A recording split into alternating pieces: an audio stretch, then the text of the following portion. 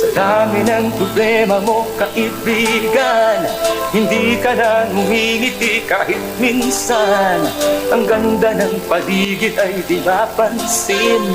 Sa kaiisip mo'y dumadami ang uban. Pati mga mahal mo ay di na napapansin. Kailangan din nila ng konting pagtingin.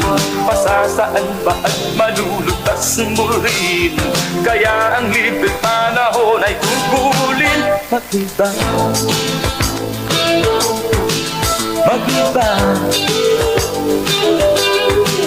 mag-iba, mag-iba.